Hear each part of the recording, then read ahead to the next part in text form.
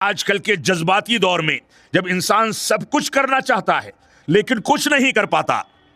جب طالب علم دنیا کو سیر کرنے کے لیے، دنیا کو اپنے تابع کرنے کے لیے بڑے بڑے خواب سجاتا ہے، لیکن خواب کو صحیح جہت نہ دینے کے نتیجے میں سارے خواب ٹوٹ جاتے ہیں۔ ایسی صورتحال میں آپ کی بنیادی ذمہ داری یہ ہے کہ ابتدائی دور میں، عمر کے ابتدائی مراحل میں آپ بحث و مباحثہ،